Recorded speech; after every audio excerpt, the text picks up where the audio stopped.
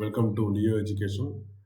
நம்ம கண்டினியூஸாக வந்து பார்த்திங்கன்னா வேல்யூ ஆடட் பாயிண்ட் அப்படின்னு சொல்லக்கூடிய அந்த சீரீஸை பார்த்துட்டு இருக்கோம். விஏபி சீரீஸ் அப்படின்னு சொல்லலாம். சீசன் 1 எபிசோட் 6 நம்ம இருக்கோம். டாபிக் நம்பர் 6 நம்ம இருக்கோம். இதில் ஆல்ரெடி டாபிக் நம்பர் 5 வரைக்கும் நம்ம பார்த்துருக்கோம். 5 டாபிக் நம்ம முடிச்சிருக்கோம். அதாவது இந்து தமிழ் திசையோட இயர் புக்லேருந்து 5 டாபிக் நம்ம முடிச்சிருக்கோம். 6வது டாபிக் தான் இது. விளையாட்டுத்துறைக்கான ஒரு தனி சட்டம் வந்து ஏற்றிருக்காங்க. அதை பற்றியான ஒரு தகவல் தான் இருக்குது. நேஷனல் ஸ்போர்ட்ஸ் கவர்னன்ட் ஆக்ட், அந்த ஆக்டோட நேம் வந்து பார்த்தோன்னா அதுதான் தேசிய விளையாட்டு நிர்வாக சட்டம். தேசிய விளையாட்டு நிர்வாக சட்டம் அப்படின்னு சொல்லுவாங்க. 2025. சரிங்களா, ரைட், ஓகே. இந்த ஒரு சட்டத்தை பற்றி பார்க்கலாம். இந்த ஒரு ஆர்டிக்கல்லாம் நம்ம பார்க்க போகிறோம். சரிங்களா, விளையாட்டுத்துறைக்கான தனி சட்டம் மன்சுக் மாண்டவியா அவர்கள் தான் ஏற்றிருக்காங்க. இந்த ஒரு டாப்பிக்கில் என்னென்ன கொடுத்துருக்கான்னு சொல்லிட்டு நம்ம கீழே கொடுத்துருக்கோம். சரிங்களா, ரைட், ஓகே. இதில் வந்து பார்த்திங்கன்னா என்னென்ன கொடுத்துருக்காங்க அப்படின்னு பார்க்கும்போது, மத்திய அமைச்சர் மன்சுக் மாண்டவியா என்ன பண்ணியிருக்காரு அப்படின்னு சொல்லிட்டு பார்க்கும்போது வந்து பார்த்திங்கன்னா ஒரு தனியாக ஒரு பில் வந்து பார்த்தீங்கன்னா பார்லிமெண்ட்டில் பாஸ் பண்ணார். எப்போ பாஸ் பண்ணாலும் ஜூலை 23 பாஸ் பண்ணார். என்ன பில் அப்படின்னு சொல்லிட்டு பார்க்கும்போது, தேசிய விளையாட்டு நிர்வாக சட்ட மசோதா மற்றும் ஊக்க மருந்து தடுப்பு சட்ட மசோதா சொல்லக்கூடிய 2 பில்லு வந்து பார்த்தீங்கன்னா பாஸ் பண்ணாங்க மன்சுக் மாண்டவியா அவர்கள். சரிங்களா, தேசிய விளையாட்டு நிர்வாக சட்ட மசோதா 1, தேசிய ஊக்கமருந்து தடுப்பு மசோதான்னு சொல்லக்கூடிய சட்டம் திருத்த மசோதான்னு சொல்லக்கூடிய ரெண்டு பில்லு வந்து பார்த்தீங்கன்னா பாஸ் பண்ணாங்க. இது குடியரசுத் தலைவர் ஒப்புதல் எப்போ பெற்றதுன்னா ஆகஸ்ட் 18, 2025 வந்து பார்த்தீங்கன்னா குடியரசுத் தலைவர் அசன்ட் கொடுத்துட்டாரு. திரௌபதி முர்மு அவர்கள் அசன்ட்டை கொடுத்துட்டாங்க. அதனால் வந்து பார்த்தா சட்டம் ஆயிடுச்சு அப்படின்னு சொல்கிறாங்க. ரெண்டுமே தேசிய விளையாட்டு நிர்வாக சட்டம் அப்படின்னு மாறிடுச்சு. தேசிய ஊக்கமருந்து தடுப்பு சட்டம் அப்படின்னு சொல்லிட்டு மாறிடுச்சு. சரிங்களா, ரைட், ஓகே.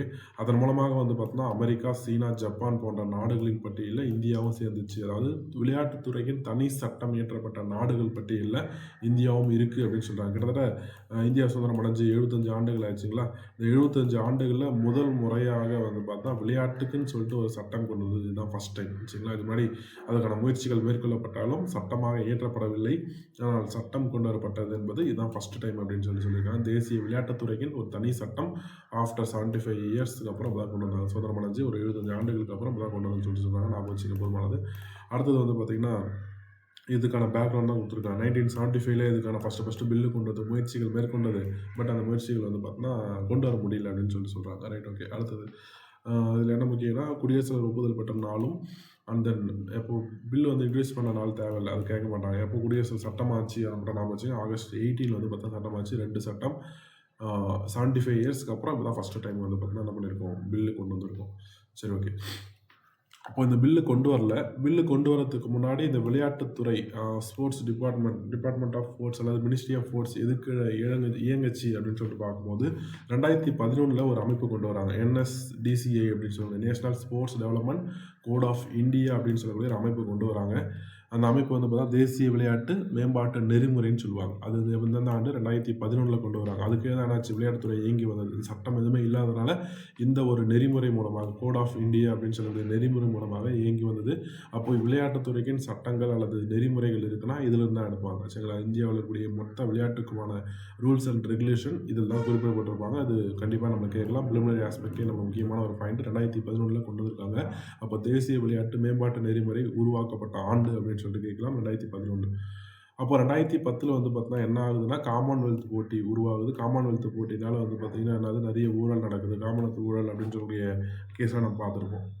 அது மட்டும் இல்லாமல் அங்கே இருக்கக்கூடிய விளையாட்டு வீரர்கள் வந்து பார்த்தா நம்ம ஊக்க மருந்து சாப்பிட்ருக்காங்க அப்படின்னு சொல்லக்கூடிய ஒரு விமர்சனங்களும் ஏற்பட்டது. ஊக்க மருந்து சாப்பிட்ருக்காங்க அப்படின்னு சொல்லக்கூடிய விமர்சனம் ஏற்பட்டது. இது ரெண்டுமே இந்தியாவுக்கான ஒரு என்ன சொல்லலாம், ஒரு பேட் நேம்னே சொல்லலாம். 2010 இந்தியாவில் காமன்வெல்த் போட்டி நடைபெற்றது, டெல்லியில் நடைபெற்றது தெரியும். அப்போ டெல்லியில் நடக்கும்போது நிறைய ஊழல் குற்றச்சாட்டுகளும் அதே சேம் டைம் வந்து பார்த்தீங்கன்னா என்ன ஆச்சுன்னு பார்த்தோன்னா டோப் எடுத்துட்டாங்க. தட் மீன்ஸ் வந்து பார்த்தீங்கன்னா ஊக்க மருந்து எடுத்துட்டாங்க அப்படின்னு சொல்லக்கூடிய ஒரு குற்றச்சாட்டும் ஏற்பட்டது. அப்போ இதன் மூலமாக தான் 2011 ஒரு ரெகுலேஷன் கொண்டு வராங்க. சரிங்களா, ஒரு ஆக்ட் இல்லைனாலும் ஒரு என்ன பண்ணுறாங்க, ஒரு நெறிமுறையாவது கொண்டு வராங்க. Right, okay. அடுத்தது இப்போது இந்த ஒரு சட்டம் கொண்டு வரதுக்கான முக்கியமான நோக்கம் என்னென்னு பார்த்தீங்கன்னா, மேலே சொன்ன 2 கரைகளும் 2 விஷயத்தையும் நம்ம இந்தியா மேலேருந்து நீக்கணும் இல்லையா. இல்லை நாங்கள் வந்து இதுக்கப்புறம் ஊழல் நடத்த மாட்டோம், ப்ளஸ் வந்து பார்த்தீங்கன்னா ஊக்க மருந்து யாரும் பயன்படுத்த மாட்டாங்க, அதுக்கான அஷூரன்ஸ் நாங்கள் தரோன்னு சொல்லணும் இல்லையா. அதுக்காக கொண்டு வரப்பட்ட பில்லு தான் இது. சரிங்களா, அது வந்து ஒரு விஷனுக்காக கொண்டு வந்தது. என்ன விஷயம்னா 2036 வந்து பார்த்தீங்கன்னா ஒலிம்பிக் கேம்ஸ் இந்தியாவில் நடக்க போகுது. 2036 ஒலிம்பிக் கேம் வந்து பார்த்தீங்கன்னா இந்தியாவில் நடக்க போகுது. அப்போ இந்தியாவில் நடக்குதுன்னா இந்தியா மேலே எந்த ஒரு குற்றச்சாட்டுகளும் இருக்கா, இல்லாமல் இருக்கணும் இல்லையா. அப்போது அதனால் கொண்டு வரப்பட்ட சட்டங்கள் அப்படின்ற மாதிரி சொல்கிறாங்க. சரிங்களா, ரைட், ஓகே. இந்த பிரச்சனைகளை சரி செய்யாமல் 2036 வந்து பார்த்தீங்கன்னா ஒலிம்பிக் போட்டியில் இந்தியாவை உரிமை கோர முடியாது அப்படின்னு சொல்லிட்டு கொடுத்துருக்காங்க. சரிங்களா? அப்போ ரைட் ஓகே. அப்போ 2036க்கான விஷன் தான் இந்த ஆக்ட்னே சொல்லலாம். அப்போ இந்த ஆக்டுடைய முக்கிய அம்சங்கள் என்னன்னு பார்த்தீங்கன்னா, ஒன்று விளையாட்டு வாரியம்னு சொல்லிட்டு ஒன்று கொண்டு வந்திருக்காங்க. தேசிய விளையாட்டு வாரியம், நேஷனல் ஸ்போர்ட்ஸ் போர்டு அப்படின்னு சொல்லக்கூடிய ஒரு வாரியம் கொண்டு வந்திருக்காங்க. அடுத்தது வந்து பார்த்தீங்கன்னா என்ன சொல்லலாம், தேசிய விளையாட்டு தீர்ப்பாயம் ட்ரிபுனல், நேஷனல் ஸ்போர்ட்ஸ் ட்ரிபுனல் வந்து பார்த்தீங்கன்னா ஒன்று கொண்டு வந்திருக்காங்க. 2வது அமைப்பு. 3வது அமைப்பு என்னன்னு பார்த்தா தேர்தல் குழு, நேஷனல் ஸ்போர்ட்ஸ் எலெக்ஷன் பேனல் அப்படின்னு சொல்லக்கூடிய ஒரு அமைப்பு. மொத்தம் 3 அமைப்பு வந்து பார்த்தீங்கன்னா அதில் கொண்டு வந்திருக்காங்க. சரிங்களா? Right okay. அப்போ இந்த சட்டத்தின் மூலமாக உருவாக்கப்பட்ட அமைப்புகள் எதுன்னு சொல்லிட்டு கேட்கலாம். அப்போ இதுவுமே ஒரு வேலிடேட் பாயிண்ட் தான். தேசிய விளையாட்டு வாரியம், விளையாட்டு தீர்ப்பாயம் மற்றும் விளையாட்டு தேர்தல் குழு அப்படின்னு சொல்லக்கூடிய ஒரு 3 அமைப்புகள் வந்து பார்த்தீங்கன்னா உருவாக்கியிருக்காங்க. சரிங்களா? Right okay. இதுலேயுமே என்ன கொடுத்துருக்காங்கன்னு சொல்லி நம்ம கீழே பார்க்கலாம். இந்த ஒரு 3 அமைப்புகள் ப்ளஸ் இந்த சட்டத்தோடைய முக்கிய அம்சங்கள் அப்படின்னு சொல்லிட்டு பார்க்கலாம். சரிங்களா? அப்போது இதுக்கு முன்னாடி மல்யுத்தம், குத்து சண்டை மற்றும் தடகளத்தை போன்று விளையாட்டுகளுக்கான சங்கங்கள் இனி தேசிய விளையாட்டு வாரியத்தின் கட்டுப்பாட்டுக்குள் வரும். ஃபஸ்ட்டு பார்த்தீங்களா, நேஷனல் விளையாட்டு வாரியம், நேஷனல் ஸ்போர்ட்ஸ் போர்டு. இந்தியாவில் இருக்கக்கூடிய அனைத்து விளையாட்டு சங்கங்களும் இது கட்டுப்பாட்டில் வரும்னு சொல்கிறாங்க. அப்போ ஃபஸ்ட்டு ஒரு அந்த அமைப்புக்கான வேலை என்னன்னு பார்த்தீங்கன்னா, எல்லா விளையாட்டுக்கும் எல்லா விளையாட்டு சங்கங்களுக்கும் அங்கீகாரம் கொடுக்கணும். அதுதான் வந்து பார்த்தீங்கன்னா இதுக்கு ஒரு அங்கீகாரம் என்பது அது கண்ட்ரோலுக்கு கொண்டு வரணும்.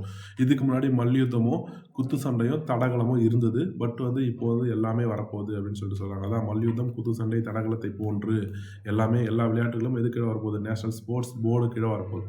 அப்போது இந்த போர்டு, இந்த வாரியம் என்ன பண்ணுன்னா முறையான அங்கீகாரம் கொடுக்கும். அப்போ வாரியத்துடன் முறையான அங்கீகாரம் பெற்றிருந்தால் மட்டுமே குறிப்பிட்ட சங்கத்துக்கு மத்திய அரசோட நிதி உதவி கிடைக்கும். சரிங்களா? நீங்கள் ஃபஸ்ட்டு சங்கம் வச்சுருக்கீங்கன்னா யார்கிட்ட ரிஜிஸ்டர் பண்ணணும், வாரியத்துக்கு போர்டுக்கிட்ட ரிஜிஸ்டர் பண்ணணும். ரிஜிஸ்டர் பண்ணால் தான் அவங்க சென்ட்ரல் கவர்மெண்ட் என்ன தருவாங்க, ஃபண்டு தருவாங்க. சரிங்களா? அப்போ அதுதான் சொல்லியிருக்காங்க, சென்ட்ரல் கவர்மெண்ட் நிதி நீங்கள் வேணும், சென்ட்ரல் கவர்மெண்ட் ஃபண்டு ரைஸ் பண்ணணும் அப்படின்னு சொல்லிட்டு பார்த்தீங்கன்னா நீங்கள் வாரியத்துடைய கட்டுப்பாட்டில் இருக்கணும், அதோட கண்ட்ரோல், அதில் அத்தாரிட்டி நீங்கள் பெற்று இருக்கணும் அப்படின்னு சொல்கிறாங்க. ஃபஸ்ட்டு 2 பாயிண்ட் வந்து பார்த்திங்கன்னா நம்மளுடைய ஸ்போர்ட்ஸ் பேனலை பொறுத்தது. சரிங்களா? அப்போ வாரியத்தை ஸ்போர்ட்ஸ் போர்டை பொறுத்தது அந்த பாயிண்ட் முக்கியமாக கொடுத்துருக்காங்க. அடுத்தது விளையாட்டு வீரர் இருக்காங்க, வீராங்கனை இருக்காங்க, சங்கங்கள் இருக்குது. இவங்களுக்குள்ளேயே வந்து பார்த்தீங்கன்னா ஒரு பிரச்சனை இருக்கும். சரிங்களா? விளையாட்டு வீரர் சார்ந்த பிரச்சனைகள், வீராங்கனை சார்ந்த பிரச்சனைகள், சங்கங்கள் சார்ந்த பிரச்சனைகள், இது எல்லாமே நீங்கள் யாருக்கிட்ட முறையிடணும் அப்படின்னு பார்த்தீங்கன்னா, தேசிய விளையாட்டு தீர்ப்பாயத்திடமே நீங்கள் என்ன பண்ண முடியும், அங்கே முறையிட முடியும். அதுதான் தீர்ப்பு வழங்க முடியும். சரிங்களா? அப்போது 2வது ஒரு அமைப்பு பற்றி சொல்கிறாங்க. ஃபஸ்ட் அமைப்பு பார்த்தோம், அப்படி அங்கீகாரம் நீங்கள் பெற்றதுன்னா அப்போ அதில் ஃபண்டு தரும் அப்படின்ற மாதிரி சொல்லியிருக்காங்க. 2வது வந்து பார்த்தா தேசிய விளையாட்டு தீர்ப்பாயம் அப்படின்னு சொல்லக்கூடிய விஷயம். இந்த தீர்ப்பாயத்துக்கான வேலை என்னென்னு பார்த்தீங்கன்னா, விளையாட்டு வீரர்கள், வீராங்கனைகள் மற்றும் சங்கங்களிடையே பிரச்சனைகள் இருக்கும் பார்த்தீங்களா, அந்த பிரச்சனைகளுக்கு தீர்ப்பு வழங்கக்கூடிய அமைப்பு தான் இது. சப்போஸ் இந்த தீர்ப்பாயம், இந்த ட்ரிபுனல் வந்து பார்த்தீங்கன்னா தீர்ப்பு வழங்குறது வந்து உங்களுக்கு செட் ஆகலை, உங்களுக்கு வந்து பார்த்தீங்கன்னா என்ன சொல்லலாம், சாட்டிஸ்ஃபேக்ஷன் இல்லை அப்படின்னு சொல்லிட்டு பார்க்கும்போது நீங்கள் எங்கே தான் போக முடியும், உச்சநீதிமன்றத்துக்கு மட்டுமே தான் நீங்கள் மேல்முறையீடு செய்ய முடியும். இந்த பாயிண்ட் வெரி வெரி இம்பார்ட்டன்ட். இந்த ட்ரிபுனலை அகெயின்ஸ்டாக நீங்கள் அப்பீல் பண்ண போகிறீங்க அப்படின்னு சொல்லிட்டு பார்க்கும்போது சுப்ரீம் கோர்ட்டில் மட்டும்தான் நீங்கள் அப்பீல் போட முடியும். ஹைகோர்ட்டில் நீங்கள் அப்பீல் போக முடியாது. அட் சேம் டைம் வந்து பார்த்தீங்கன்னா நீங்கள் டிவிஷன் பெஞ்ச், குற்றவியல் நீதிமன்றங்கள் எல்லாம் இருக்குது பார்த்தீங்களா, மற்ற எந்த நீதிமன்றத்தில் குறிப்பிட்டு சொல்ல போனால் இந்தியாவில் உச்சநீதிமன்றத்தை தவிர்த்து நீங்கள் எங்கே ஒரு கோர்ட்டுக்கு நீங்கள் போக முடியாது அப்படின்னு சொல்கிறாங்க. ஏன்னா விளையாட்டுத்துறைக்குன்னு தனி பிரச்சனைகளை தீர்த்து வைக்கிறது தான் ட்ரிபுனலே இருக்குது. அந்த ட்ரிபுனல் அகைன்ஸ்டாக நீங்கள் போகணுன்னா என்ன பண்ண முடியும், உச்சநீதிமன்றத்தை நீங்கள் போக முடியும், வேறு எந்த கோர்ட்டுக்கு நீங்கள் போக முடியும்னு சொல்கிறாங்க. ஆனால் இதுக்கு முன்னாடி ஸ்போர்ட்ஸ் சம்மந்தமான பிரச்சனைகள் எல்லாமே எந்த நீதிமன்றத்தில் நீங்கள் வந்து பார்த்தீங்கன்னா ஃபைல் பண்ணலாம். ஹைகோர்ட்டில் கூட நீங்கள் என்ன பண்ணலாம், ஃபைல் பண்ணலாம். பட் இயர் ஆஃப்டர் வந்து பார்த்தீங்கன்னா சுப்ரீம் கோர்ட்டில் நீங்கள் ஃபைல் பண்ணுற மாதிரி இருக்குன்னு சொல்லியிருக்காங்க. அண்ட் தென் விளையாட்டு சங்கங்கள் தேர்தலை நடத்துவது வந்து பார்த்தீங்கன்னா இனி தேசிய விளையாட்டு தேர்தல் குழுவுடைய பொறுப்பு. விளையாட்டு சங்கங்களோட தேர்தல் எலெக்ஷன் இருக்குது பார்த்தீங்களா, அந்த எலெக்ஷன் வந்து பார்த்தா அந்த 3வது அமைப்பு ஒன்று பார்த்தோம், தேசிய விளையாட்டு தேர்தல் குழு. சரிங்களா? அதாவது வந்து பார்த்தீங்கன்னா இங்கே எலெக்ஷன் பேனல் அப்படின்னு சொல்லிட்டு ஒன்று பார்த்தோம் இல்லையா, அந்த பேனலுடைய பொறுப்பு அப்படின்னு சொல்லிட்டு சொல்கிறாங்க. இப்போது வேறு அந்த சங்கங்களுடைய தலைவராக வந்துட்டு உறுப்பினராக சரி யாரை தேர்ந்தெடுக்க முடியும், சங்கத்தின் அந்த தேர்தல் குழு மூலமாக தேர்ந்தெடுக்க முடியும்னு சொல்கிறாங்க. சரிங்களா? 3 அமைப்புகளுக்கான ஃபங்க்ஷன் இங்கே வந்து கொடுத்துருக்காங்க. அடுத்தது என்ன கொடுத்துருக்கான்னு சொல்லிட்டு பார்க்கலாம். இதுவரை விளையாட்டு சங்கங்களின் தலைவராக அல்லது உறுப்பினராக யார் வேண்டுமானாலும் இருக்கலாம் அப்படின்னு சொல்கிறாங்க. விளையாட்டு சங்கத்துடைய ஒரு விளையாட்டு சங்கம், கபடி சங்கம் இருக்குது, இல்லை கொக்கோ சங்கம் இருக்குன்னா அந்த கபடி சங்கத்துடைய தலைவராக அல்லது உறுப்பினராக யார் வேணாலும் இருக்கலாம். மத்திய அரசு யாரை வேணாலும் நியமிச்சிடும். ஆனால் இதுக்கப்புறம் பாருங்களேன், இச்சட்டம் இயற்றப்பட்டதன் மூலம் இது மாறும் என எதிர்பார்க்கப்படுகிறது. என்ன மாறும் அப்படின்னு சொல்லிட்டு பார்க்கும்போது, ஒவ்வொரு விளையாட்டு சங்கத்திலும் அதே விளையாட்டை சார்ந்த முக்கியமானது, இப்போ கபடியில் ஒரு சங்கத்தோட தலைவரோ இல்லை உறுப்பினரோ வந்து பார்த்தா தேர்ந்தெடுக்கிறாங்கன்னா அதுக்கு போட்டியிடுவதற்கு, அதுக்கு நாமினேட் நீங்கள் பண்ணத்துக்கு வந்து பார்த்தீங்கன்னா என்ன குவாலிஃபிகேஷன்னா அந்த விளையாட்டு வீரராக இருக்கணும். கொக்கோவில் நீங்கள் கொக்கோ விளையாட்டு வீரராக இருக்கணும். அந்த பேட்மிண்டன் வீரராக அல்லது வீராங்கனையாக இருக்கணும். சரிங்களா? வீராங்கனை இருந்தால் மட்டும் போதாது, இன்னொரு விஷயமும் கொடுத்துருக்காங்க. அந்த ஒரு போர்ஷன் வந்து பார்த்தா சர்வதேச அளவில் இந்தியாவுக்காக விளையாடிதான் இருக்கணும். சரிங்களா? நேஷனல் கேமில் கிடையாது, பட் இன்டர்நேஷ்னல் கேமில் பார்ட்டிசிபேட் பண்ண ஒரு ஜெயிச்ச நபர்லாம் சொல்ல, விளையாடிய ஒரு நபராக இருக்கணும்னு தான் சொல்கிறாங்க. ஓகேங்களா? அப்போது கபடியில் சங்கத்துடைய தலைவரோ இல்லை உறுப்பினராகவோ தேர்ந்தெடுக்கிறாங்கன்னா அந்த உறுப்பினர் அல்லது தலைவர் வந்து பார்த்தீங்கன்னா அவர் இன்டர்நேஷ்னல் கேமில் வந்து பார்த்தீங்கன்னா பார்ட்டிசிபேட் பண்ணியிருக்கணும் அப்படின்ற மாதிரி சொல்கிறாங்க. அந்த சேம் கேம் சார்ந்தவராக இருக்கணும் அப்படின்னு சொல்லியிருக்காங்க. சரிங்களா? Right, okay. இந்த ஒரு விஷயம் இந்த தேர்தல் குழுவுடைய ஒரு முக்கியமான பாயிண்ட் நம்ம பார்க்குறோம். அடுத்தது, ஒருவர் வந்து பார்த்தீங்கன்னா ஒன்றுக்கும் மேற்பட்ட பதவிகளை வகிப்பது. ஒருத்தர் வந்து பார்த்தீங்கன்னா ஒன்றுக்கும் மேற்பட்ட பதவிகளை வகிக்க முடியாது. அட் த சேம் டைம் 70 வயசுக்கு மேலே அவர் பதவி வகிக்க முடியாது. அப்போது 2 விஷயம் இருக்குது. ஒருவர் ஒன்றுக்கும் மேற்பட்ட பதவிகளை வகிப்பது, 70 வயதுக்கு மேல் பதவி வகிப்பது போன்றவற்றுக்கு இனி அனுமதி கிடையாது. இது சட்ட வரம்பை மீறிய செயல் அப்படின்னு சொல்லியிருக்காங்க. அதாவது ஒருத்தர் வந்து உறுப்பினராகவோ அல்லது தலைவராகவோ, இல்லை ஒருத்தர் வந்து பார்த்தீங்கன்னா 2 சங்கத்துக்கு வந்து பார்த்தீங்கன்னா தலைவராகவோ இல்லை 2 சங்கத்தில் உறுப்பினராகவோ இருக்க முடியாது அப்படின்னு சொல்கிறாங்க. அவருடைய ஏஜ் லிமிட் வந்து பார்த்தீங்கன்னா 70 இயர்ஸ் தான். 70 வயசுக்கு மேலே நீ என்ன பண்ண முடியாது. இப்போ ஜட்ஜுக்கு, சிவிசிக்கு, மற்ற முக்கியமான பதவிகளுக்கு ஏஜ் லிமிட் கொடுக்குறாங்க இல்லையா, அந்த மாதிரி ஏஜ் லிமிட் வந்து பார்த்தீங்கன்னா இப்போ சங்கத்துடைய தலைவருக்கு கொடுத்துட்டாங்க. 70 வயசுக்கு மேலே நீங்கள் டிஸ்குவாலிஃபிகேஷன் அப்படின்னு சொல்லிட்டாங்க. சரிங்களா? Right, okay. அடுத்தது, இதில் முக்கியமான விஷயம் என்ன, தேசிய விளையாட்டு வாரியத்தின் அங்கீகாரம் பெற்ற விளையாட்டு சங்கங்கள் இனி தகவல் அறியும் உரிமை சட்டத்துக்கு கீழ் கொண்டு வரப்படும். இது வெரி வெரி இம்பார்ட்டன்ட். நம்ம பிலிமினரி ஆஸ்பெக்டில் இருக்கக்கூடிய முக்கியமான ஒரு பாயிண்ட் தான் இது. சரிங்களா? ஆர்டிஐ அப்படின்னு சொல்லிட்டு பார்த்துருக்கோம், ரைட் டு இன்ஃபர்மேஷன். ஓகேவா? அப்போது தேசிய விளையாட்டு வாரியம், அந்த நேஷனல் ஸ்போர்ட்ஸ் போர்டோடைய நீங்கள் அத்தாரிட்டி, நீங்கள் அந்த கண்ட்ரோல் கீழே வந்துட்டிங்கன்னா ஆட்டோமேட்டிக்காக நீங்கள் எது கீழே வந்துட்டீங்க, தகவல் அறியும் உரிமை சட்டத்துக்கு கீழே வந்துட்டீங்கன்னு சொல்கிறாங்க. சரிங்களா? அப்போது இதுக்கு முன்னாடி வரையும் விளையாட்டுத்துறையில் சங்கங்கள் எது கீழே வரல, தகவல் அறியும் உரிமை சட்டத்துக்கு கீழே வரல. இதுக்கப்புறம் இயர் ஆஃப்டர் வந்துச்சு அப்படின்னு சொல்லக்கூடிய ஒரு சட்டம் தான் இது. நம்ம பிலிமினரி ஆஸ்பெக்டில் கண்டிப்பாக கொஸ்டின்ஸ் கேட்கலாம். சரிங்களா? ஆனால் இதுக்கு ஒரு விதிவிலக்கு ஒன்று கொடுத்துருக்காங்க. இந்திய கிரிக்கெட் கட்டுப்பாட்டு வாரியம் அப்படின்னு சொல்லக்கூடிய பிசிசிஐக்கு மட்டும் இது விதிவிலக்கு சொல்லியிருக்காங்க. பிசிசிஐ இந்திய கிரிக்கெட்டர் நடத்து பார்த்தீங்களா, அதுக்கு மட்டும் அந்த விதிவிலக்கு கொடுத்துருக்காங்க. ஏன் அப்படின்னு சொல்லிட்டு பின்னாடி சொல்கிறாங்க பாருங்களேன். இது வரைக்கும் வந்து பார்த்தீங்கன்னா மத்திய அரசிடம் இருந்து வந்து பார்த்தீங்கன்னா பிசிசிஐ என்ன பண்ணலையா, நேரடியாக நிதி வாங்கலையா, அதுவே நிதி வந்து பார்த்தீங்கன்னா அதுக்கான நிதி வந்து பார்த்தீங்கன்னா திரட்டுச்சு அப்படின்னு சொல்கிறாங்க. என்ன திரட்டுச்சு அப்படின்னு சொல்லிட்டு பார்க்கும்போது மற்ற சங்கங்கள் வந்து பார்த்தீங்கன்னா கமர்ஷியல் ஆக்கப்படலை. அந்த அளவுக்கு நீங்கள் கபடி கேமை பார்க்குற அளவுக்கு நம்ம எதுவும் பார்க்கறது கிடையாது. சரி, நம்ம கிரிக்கெட் கேமை பார்க்குற மாதிரி நம்ம எதை பார்க்கறது கிடையாது, கபடியை பார்க்கறது கிடையாது. கிரிக்கெட் வந்து பார்த்தீங்கன்னா இந்தியாவில் மட்டும் இல்லை, இன்டர்நேஷ்னல் லெவலில் வந்து பார்த்தீங்கன்னா ஒரு ஃபேமஸான ஒரு கேமாக இருக்குது. இந்தியாவோட நேஷனல் கேம்ஸ் கிரிக்கெட்டே கிடையாது. ஆனால் கிரிக்கெட் வந்து பார்த்தீங்கன்னா அதிகமான முக்கியத்துவம் கொடுக்குறோம் இல்லையா. இருந்தாலும் வந்து பார்த்தீங்கன்னா நம்ம போய் பார்க்கறதால அதிகமான ஃபண்டு அவங்களே ரேஸ் பண்ணிக்கிறாங்க. அவங்களுக்குலாம் தெரியும், ஐபிஎல் போட்டி அப்படின்னு சொல்லிட்டு நடக்குது. அந்த ஐபிஎல் போட்டிக்கான ஃபண்டு மத்திய அரசு தரல, பிசிசிஐ தான் வந்து பார்த்தீங்கன்னா ரைஸ் பண்ணுது. ஸ்பான்சர்ஷிப் மூலமாக வந்து பார்த்தீங்கன்னா அவங்களே ரைஸ் பண்ணி அவங்களே விளையாடிக்கிறாங்க. இதுலையுமே நிறைய ஊழல் நடக்குது அப்படின்னு சொல்லிட்டு நிறைய விஷயங்கள் இருக்குது. இதனால் வந்து அவங்க மத்திய அரசு சட்டத்துக்கு கொண்டு வரணும் அப்படின்னு சொல்லிட்டு பண்ணாங்க. இந்த பில்லு கொண்டு வரும்போது, அதாவது அந்த பில்லு வந்து பார்த்தோன்னா கொண்டு வரதுக்கு முன்னாடி அமைச்சருடைய கூட்டம் நடக்கும். அந்த அமைச்சருடைய கூட்டம் நடக்கும்போது வந்து பார்த்தீங்கன்னா என்ன ஆச்சுன்னு பார்த்தா பிசிசிஐ கொண்டு வர போகிறோன்னு சொல்லக்கூடிய ஒரு சின்ன விஷயம் அடிபட்டுச்சு. நியூஸில் கூட சொன்னாங்க. பிசிசிஐ கூட வந்து பார்த்தா இதுக்கப்புறம் தகவல் அறிவு உரிமை சட்டத்தின் கீழே வரும் நிலைக்கு இந்த ஒரு சட்டம் கொண்டு வரப்பட உள்ளது அப்படின்னு சொல்லிட்டு சொன்னாங்க. பட் சட்டத்துடைய அமலுக்கு பிறகு வந்து பார்த்தீங்கன்னா, அமல்படுத்தப்பட்ட பிறகு வந்து பார்த்தீங்கன்னா இது கிடையாது, பிசிசிஐ வந்து பார்த்தீங்கன்னா உள்ளே வரல அப்படின்ற சொல்லியிருக்காங்க. ஏன்னா நிதி இதுக்கு முன்னாடி வரைக்கும் நாங்கள் மத்திய அரசுக்கிட்ட வாங்கலை, இதுக்கப்புறம் வாங்க போகிறது கிடையாது. நீங்கள் வந்து பார்த்தீங்கன்னா என்ன பண்ணுங்கள், ஆர்டிஐ கீழே கொண்டு வராதீங்க அப்படின்னு சொல்லிட்டு வந்து பார்த்தா பிசிசி நிறைய எதிர்ப்புகள் வந்து பார்த்தா சொல்லிச்சு, சட்டத்துக்கு எதிராக சொல்லிச்சு. பட் வந்து பார்த்தீங்கன்னா அதனால் என்ன பண்ணியிருக்காங்கன்னா இது வந்து எக்ஸ்டென்ஷன் கொடுத்துருக்காங்க. சரிங்களா? இது வரைக்கும் நாங்கள் நிதி வாங்கலை, நாங்கள் ஏன் இதுக்குள்ளே வரணும், மற்ற சங்கங்கள் வந்து பார்த்தா நிதி இல்லாததால உங்கள்கிட்ட நிதி வாங்குறாங்க, எங்கிட்ட நிதி இருக்குது நாங்கள் பார்த்துக்குறோம் அப்படின்ற மாதிரி சொன்னதுனால இது விலக்களிக்கப்பட்டு மத்திய அரசு சார்ந்து ஒரு என்ன கொடுத்துருக்காங்க, ரிப்போர்ட் கொடுத்துருக்காங்க. சரிங்களா? அப்போ இது வந்து பாசிட்டிவ் இருக்குது, நெகட்டிவ் இருக்குது. பிசிசியும் கண்டிப்பாக ஆர்டிஐ கீழே கொண்டு வரணும். சரிங்களா? அது மட்டும் என்ன இருக்குது, இந்தியாவு கண்ட்ரோலில் தானே இருக்குது, இந்தியாவுக்கு கீழே தானே இருக்குது. அப்போது சென்ட்ரல் கவர்மெண்ட்டையும் மீறிய ஒரு அமைப்பான பிசிசிஐ கண்டிப்பாக கிடையாது இல்லையா. அப்போ கண்டிப்பாக கொண்டு வரணும். வருங்காலத்தில் அமெண்ட்மெண்ட் மூலமாக கொண்டு வந்தால் நல்லாயிருக்கும். சரிங்களா? Right, okay. பட் எது வரலன்னு மட்டும் ஞாபகம் வச்சு, ஆர்டிஐ கீழே எல்லா சங்கம் வந்துச்சு, எது வரல, பிசிசிஐ வரலன்னு மட்டும் ஞாபகம் வச்சு போதுமானது. அடுத்தது என்ன கொடுத்துருக்காங்க அப்படின்னு சொல்லிட்டு பார்க்கலாம். 2028 லாஸ் ஏஞ்சல்ஸ், அமெரிக்காவில் லாஸ் ஏஞ்சல்ஸில் வந்து பார்த்தீங்கன்னா ஒலிம்பிக் நடக்கும்போது 2028 அதில் கிரிக்கெட்டும் வந்து பார்த்தா சேர்த்துருக்காங்க அப்படின்னு சொல்கிறாங்க. அப்போ கிரிக்கெட் சேர்த்துருக்க கண்டிப்பாக யார் போகணும், இந்தியன் ஸ்போர்ட்ஸ் போகணும் இல்லையா, இந்தியாவுடைய கிரிக்கெட் டீம் போகணும் இல்லையா. அப்போ கிரிக்கெட் டீம் போகணும் அப்படின்னு சொல்லிட்டு பார்க்கும்போது புதிதாக ஏற்றப்பட்டுள்ள சட்டங்களில் சில மாற்றங்கள் மேற்கொள்ள வேண்டி வரும். சரிங்களா? அப்போ என்ன மாற்றம் அப்படின்னு பார்த்தீங்கன்னா நீங்கள் லாஸ் ஏஞ்சல்ஸோடைய அந்த கிரிக்கெட் கேமில் நீங்கள் பார்ட்டிசிபேட் பண்ணணும் அப்படின்னு பார்த்தீங்கன்னா இந்தியாவோட ஸ்போர்ட்ஸ் அத்தாரிட்டிக்கிட்டே நீங்கள் சர்டிஃபிகேட் வாங்கியிருக்கணும். ஆனால் நாங்கள் சர்டிஃபிகேட் வேணாம்னு சொல்கிறாங்க பிசிசி. அப்போது இதுக்கு மட்டும் வந்து பார்த்தீங்கன்னா அவங்க லாஸ் ஏஞ்சல்ஸில் பார்ட்டிசிபேட் பண்ணதுக்கு அல்லது ஒலிம்பிக்கில் பார்ட்டிசிபேட் பண்ணதுக்கு மட்டும் அவங்க அங்கீகாரம் வாங்கணும் அப்படின்னு சொல்கிறாங்க. அதுக்கு தான் வந்து சின்ன சின்ன மாற்றங்கள் கொண்டு வர வேண்டியிருக்குன்னு சொல்கிறாங்க. என்ன நடக்க போகுதுன்னு சொல்லிட்டு நம்ம பார்க்கலாம். 2028 அது தெரியும். வாங்குறாங்களா இல்லை அட்டானமஸாக போகிறாங்களான்னு சொல்லிட்டு அப்போ தெரியும். ஓகேங்களா? ரைட். ஓகே. இதுதான் வந்து பார்த்தீங்கன்னா தேசிய விளையாட்டு நிர்வாக சட்டம் அப்படின்னு சொல்லக்கூடிய சட்டம். அதுக்கப்புறம் 2வது சட்டத்துக்கு வந்துட்டோம். அப்போ ஃபஸ்ட்டு சட்டத்தில் என்ன சொல்கிறாங்க, 3 அமைப்பை நாங்கள் உருவாக்க போகிறோம்னு சொல்கிறாங்க. தேசிய விளையாட்டு வாரியம், விளையாட்டு தீர்ப்பாயம் மற்றும் விளையாட்டு தேர்தல் குழுன்னு சொல்லக்கூடிய 3 அமைப்பு. இந்த 3 அமைப்புக்கான ஃபங்க்ஷன் கொடுத்துருக்காங்க. இது மெயின்ஸ் ஆஸ்பெக்டில் வெரி வெரி இம்பார்ட்டன்ட் அப்படின்னு சொல்லிட்டு சொல்லலாம். இந்த 3 ஆஸ்பெக்டில் வந்து பார்த்தீங்கன்னா ஃபஸ்ட்டு அத்தாரிட்டி வாங்கியிருக்கணும். அப்போ தான் ஃபண்ட் ரைஸ் பண்ண முடியும். சரிங்களா? மத்திய அரசு நிதி வந்து வழங்க முடியும். 2வது அவங்களுக்கான பிரச்சனை ஏற்பட்டுச்சுன்னா எங்கே போகணும்? தேசிய விளையாட்டு தீர்ப்பாயத்துக்கு தான் போகணும். 2வது அதுக்கான அப்பீல் எங்கே இருக்குது? சுப்ரீம் கோர்ட்டில் இருக்குது. அந்த 2 அமைப்பு பார்த்துட்டோம். 3வது அமைப்பு என்னன்னா எலெக்ஷன். இதுக்கப்புறம் யார் நடத்துவாங்க? இங்கே எலெக்ஷன் பேனல் தான் நடத்துவாங்க. அந்த எலெக்ஷனுக்கு வந்து பார்த்தீங்கன்னா என்னென்ன விஷயம் கொடுத்துருக்காங்கன்னா, தலைவர் அல்லது உறுப்பினர் வந்து சேம் ஸ்போர்ட்ஸாக இருக்கணும், ஒரே ஸ்போர்ட்ஸாக இருக்கணும். அதே விளையாட்டு வீரர் வந்து பார்த்தீங்கன்னா சர்வதேச அளவிலும் வந்து பார்த்தீங்கன்னா பங்கேற்று இருக்கணும் அப்படின்னு சொல்கிறாங்க. அவர் வந்து 1க்கும் மேற்பட்ட பதவிகளை வகிக்க முடியாது, 70 வயசுக்கு மேலே பதவியில் இருக்க முடியாது அப்படின்னு சொல்கிறாங்க எலெக்ஷனில்.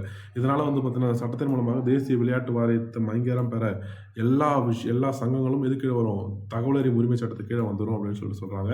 ஆனால் பிசிசிஐ மட்டும் வராது. இது ப்ரிலிமினரி ஆஸ்பெக்டில் வெரி வெரி இம்பார்ட்டன்ட் ஒரு பாயிண்ட். சரிங்களா? அந்த ஒரு பாயிண்ட் வந்து பார்த்தீங்கன்னா ப்ரிலிமினரி ஆஸ்பெக்டில் வெரி வெரி இம்பார்ட்டன்ட் ஞாபகம் வச்சுங்க. அடுத்தது என்ன கொடுத்துருக்காங்க அப்படின்னு பார்த்தீங்கன்னா, லாஸ் ஏஞ்சல்ஸில் கிரிக்கெட்டில் என்ன நடக்க போகுது அப்படின்னு சொல்லிட்டு ஒரு மாற்றங்கள் கொண்டு வர வேண்டியிருக்கும் அப்படின்னு சொல்கிறாங்க. என்னென்ன மாற்றங்கள் கொண்டு வராங்கன்னு சொல்லி நம்ம பார்க்கலாம். சரிங்களா? ரைட். ஓகே. நெக்ஸ்ட் சட்டத்தை நம்ம போகலாம். தேசிய ஊக்கமருந்து தடுப்பு சட்டம் அப்படின்னு சொல்லி 2020 சட்டம். இந்த சட்டம் இயற்றப்படுறதுக்கு முன்னாடி என்ன சார் நடக்குது அப்படின்னு சொல்லிட்டு பார்க்கும்போது, இந்த சட்டத்துக்கு முன்னாடி ஒரு ரிப்போர்ட் ஒன்று தராங்க. 2022 ஒரு ரிப்போர்ட் ஒன்று தராங்க. என்ன ரிப்போர்ட்னா, ஊக்கமருந்து குற்றச்சாட்டுகளை அதிகம் பதிவான அடிப்படையில் வந்து பார்த்தோன்னா ஒரு உலக நாடுகளுடைய பட்டியல் ஒன்று வெளியிட்டுறாங்க. அதில் இந்தியா எத்தனாமது இருக்குது? 3வது இடத்துல இருக்குது. ரொம்ப கவலைக்குரிய ஒரு விஷயமா இருக்குது. சரிங்களா? அப்போது இந்த ஒரு 3வது இடத்துல இருக்கிறதுனால 2022 அந்த ஆண்டுலேயே என்ன பண்ணுறாங்கன்னா, ஒரு தேசிய ஊக்கமருந்து தடுப்பு சட்டம்னு ஒன்று கொண்டு வராங்க. 2022 ஒன்று கொண்டு வராங்க இந்திய அரசு. அப்போது இந்திய அரசு கொண்டு வந்த சட்டத்தை யார் ஏற்றுக்கல அப்படின்னு பார்க்கும்போது சர்வதேச ஊக்கமருந்து தடுப்பு முகமே அதை ஏற்றுக்கல. அப்போ 2022 ஒரு ரிப்போர்ட் ஒன்று வெளியிடுறாங்க. அந்த ரிப்போர்ட் மூலமாக ரொம்ப கஷ்டமாக இருக்குது. அதனால் கண்டிப்பாக என்ன பண்ண ஒரு ஆக்ட் இருக்கணும்னு சொல்லிட்டு 2022 வந்து தேசிய ஊக்கமருந்து தடுப்பு சட்டம் அப்படின்னு சொல்லிட்டு ஒன்று கொண்டு வராங்க. இந்த சட்டம் வந்து பார்த்தீங்கன்னா சர்வதேச ஊக்கமருந்து தடுப்பு முகமே ஏற்றுக்கல. இந்த ஒரு பாயிண்ட் நம்ம கொஷின்ஸ் கேட்கலாம். WADA அப்படின்னு சொல்லுவாங்க. WADA அப்படின்னு சொல்லுவாங்க. வாடா அப்படின்னு சொல்லிட்டு சொல்லலாம். சரிங்களா? சுருக்கமாக வாடா அமைப்பு அப்படின்னு சொல்லிட்டு சொல்லுவாங்க. நியூஸ் பேப்பர்லேயே அப்படி தான் கொடுத்துருந்துருக்காங்க. சரிங்களா? WADA அப்படின்னு சொல்லுவாங்க. இந்த அப்ரிவேஷன் நம்ம கேட்கலாம். அப்போது இந்த அமைப்பு ஏன் ஏற்றுக்கணும் அப்படின்னு பார்த்தா சர்வதேச அளவில் ஊக்கமருந்து தடுப்புக்காக இருக்கக்கூடிய அமைப்பு தான் இந்த அமைப்பு WADA அப்படின்னு சொல்லிட்டு சொல்லுவாங்க. இந்த அமைப்பை ஏற்றுக்கல. அதுக்கான ரீசனும் அந்த அமைப்பு என்ன சொல்லுச்சுன்னா, இந்த தடுப்பு முகமையில் நீங்கள் உருவாக்குனீங்க இல்லையா, சட்டத்தின் மூலமாக உருவாக்கப்பட்ட நேஷனல் ஆன்டி டோபிங் ஏஜென்சியில் அதிகமாக வந்து பார்த்தீங்கன்னா உங்களுடைய சென்ட்ரல் கவர்மெண்ட்டோடைய தலையீடு இருக்குது, அவங்களுடைய இன்ஃப்ளூயன்ஸ் இருக்குது. அது இல்லாமல் ஒரு சுதந்திரமான அமைப்பாக இருந்தால் தான் நாங்கள் ஏற்றுப்போம் அப்படின்னு சொல்லிட்டு என்ன பண்ணுறாங்க, இது வந்து ஏற்றுக்காமல் போனப்பட்ட சட்டம் தான் 2022. அதனால தான் என்ன பண்ணுறாங்கன்னா, இது திருத்தம் அப்படின்னு சொல்லக்கூடிய அமெண்ட்மெண்ட் சட்டம் அப்படின்னு சொல்லக்கூடிய 2022க்கு மாற்றாக கொண்டு வரப்பட்ட சட்டம் தான் 2025. அப்போ இந்த சட்டத்தை வந்து பார்த்தா WADA ஏற்றுக்குச்சு. சரிங்களா? அதுதான் தற்போது தேசிய ஊக்கமருந்து தடுப்பு திருத்தச் சட்டம் வந்து பார்த்தா நடைமுறைப்படுத்திருக்கிறதுனால இந்தியாவில் இயங்கும் பரிசோதனை மையங்கள், இந்தியாவில் வந்து பார்த்தீங்கன்னா இந்த ஊக்கமருந்து பரிசோதனை மையங்கள் எல்லாமே இப்போ என்ன பண்ணணும் அப்படின்னு பார்க்கும்போது வாடாக்கு கீழே அங்கீகாரம் பெறணும். சர்வதேச நிறுவனத்தின் கீழ் அங்கீகாரம் பெற வேண்டியது கட்டாயமாக்கப்பட்டது. அதாவது WADA கீழே அவங்க என்ன பண்ணணும்? அங்கீகாரம் பண்ணணும். நாங்கள் வந்து பார்த்தீங்கன்னா பரிசோதனை பெய்யறது கரெக்டான ஒரு இதுதான், கரெக்டாக தான் நாங்கள் பண்ணுவோம் அப்படின்னு சொல்லக்கூடிய அந்த ஒரு அத்தாரிட்டி வந்து பார்த்தீங்கன்னா இவங்க பெறணும். சரிங்களா? அப்போ இதன் மூலம் இந்தியாவில் நிலவும் ஊக்கமருந்து சிக்கலுக்கு வந்து பார்த்தீங்கன்னா ஓரளவு தீர்வு இருக்கும் அப்படின்னு சொல்லிட்டு சொல்கிறாங்க. அப்போ 2வது சட்டம் என்ன சொல்லுதுன்னா, ஃபஸ்ட்டு 2022 ஒரு சட்டம் கொண்டு வந்தாங்க. அது வாடா WADA ஏற்றுக்கல. மீண்டும் 2025 கொண்டு வரப்பட்ட சட்டம் ஏற்றுக்குச்சுன்னு மட்டும் நான் வச்சுக்க போதுமானது. அந்த இந்த ஒரு சட்டத்தில் என்னென்னா, இதுக்கப்புறம் இருக்கக்கூடிய ஆன்டி டோபிங்கோடைய பரிசோதனை மையங்கள் எல்லாமே வந்து பார்த்தா யாரு கீழே வரப்போகுது? வேர்ல்டு ஆன்டி டோபிங் ஏஜென்சி கீழே வரப்போகுது. சரிங்களா? ரைட். ஓகே. அண்ட் தென் வந்து பார்த்திங்கன்னா இதோட நம்ம அந்த டாபிக் முடிச்சிருக்கோம் அப்படின்னு நம்புறேன். சரிங்களா? அப்போ 2 சட்டத்தை பற்றி நம்ம பார்த்துருக்கோம். இது மெயின்ஸ் அண்ட் ப்ரிலிமினரி ஆஸ்பெக்டில் வெரி வெரி இம்பார்ட்டன்ட் அப்படின்னு சொல்லலாம்.